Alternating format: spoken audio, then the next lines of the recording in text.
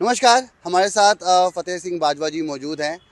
आज हम पहुँचे पंजाब भवन सर, तो राजनीति से परे हटकर बात करेंगे।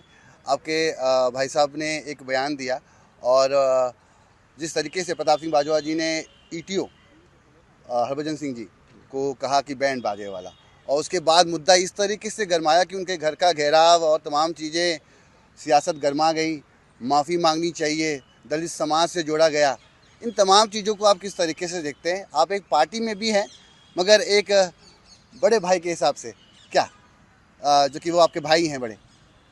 बात ऐसे है भी, राजनीति और ख़ास करके आम आदमी पार्टी की सोच इतनी गिर चुकी है भी वो हर मुद्दे को अपना, हर चीज़ को, हर लफ्ज़ को मुद्दा बनाने की कोशिश करते हैं। किसी को बैंड मास्टर कहा गया हो या इसमें कोई दिक्कत की बात तो होनी नहीं चाहिए। हम तो, हमारे प्राइम मिनिस्टर साहब हैं, हम तो ये भी कहते हैं वो चाय वाले थे, तो उन्होंने तो कभी गुस्सा नहीं किया।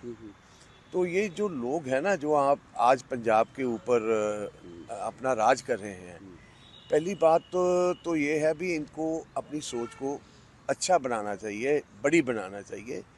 ये बातें कॉन्फ्रेंसेस में बोला जाता है, तो ये कोई उन्होंने कोई उनकी जात के ऊपर तो कोई टिप्पणी नहीं की, पर चलो आम आदमी पार्टी के पास और कोई मुद्दा तो है नहीं, तो इसी हिसाब से वो लगे रहते हैं भी हम किसी न किसी को टारगेट करें। तो मैं समझता हूँ भी आने वाला जो समय है पंजाब का, वो हमें वो लीडरशिप चाहिए जो पंजाब की बेहतरी के बारे में सोच सके।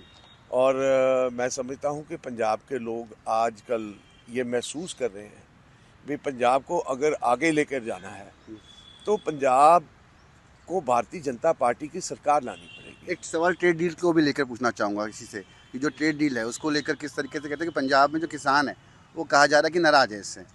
देखिए, जो ट्रेड डील की बात करते हैं ना, हर कोई, वही मैं कह रहा हूँ भाई, गलत तरीके से ऑपोजिशन सरकार के ऊपर एक मुद्दा बनाने की कोशिश कर रहे हैं। कई दिन से लगातार कॉमर्स मिनिस्टर पीयूष गोयल जी ये कह रहे हैं भी हमने अपने किसानों को पूरे तरह से, हमने उनको सिक्योर करके रखा है। हिंदुस्तान की किसानी के किसी चीज़ के ऊपर कोई भी एक पैसे का जो है आंच नहीं आएगी।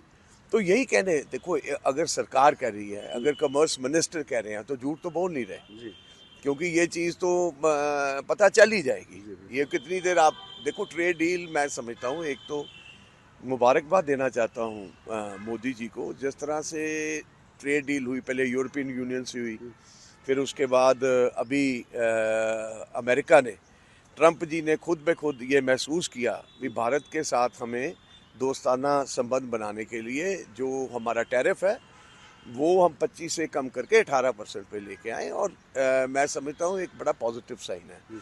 बहुत सारी ग्रोथ होगी इंडिया की, बहुत सारी इन्वेस्टमेंट आएंगी, बहुत सारी नौजवानों के लिए जॉब्स निकलेंगी, उसमें पंजाब भी शामिल है। तो पंजाब में एग्रेरियन जो हमारी जो फसलें हैं उसके ऊपर भी हमें फ़ायदा होगा, इंडस्ट्री लगेगी, हमारे बॉर्डर के ऊपर है सारा पंजाब। तो पंजाब में अगर एग्रो बेस्ड इंडस्ट्री आती है तो मुमकिन है भी नौजवानों को नौकरियां भी मिलेंगी। तो मैं ये बात कहना चाहता हूँ आपके कैमरे के माध्यम से, आपके चैनल के ऊपर भी, जो कोई भी ऑपोजिशन ये बात कह रही है भाई, ये यूएस का जो अभी साइन हुआ है पैक्ट, इसके ऊपर भी पंजाब और हिंदुस्तान के किसानों को नुकसान होगा, वो कतई नहीं होगा। इस पर कॉमर्स मिनिस्टर ने भी कह दिया और हम भी अपनी जितनी भी कॉन्फ्रेंसेस हो रहे हैं उसी में ये क्लियर कर रहे हैं भी एग्रीकल्चर के ऊपर एक भी पैसे का कोई भी जो है नुकसान नहीं। बिल्कुल, धन्यवाद बातचीत करने के लिए। तो ये एश्योरेंस बीजेपी की तरफ से है कि नुकसान नहीं होगा। देखना ये होगा कि इस ट्रेड डील से किसानों का कितना फ़ायदा होता है। नई दिल्ली से मैं रवि मिश्रा, न्यूज़ 18।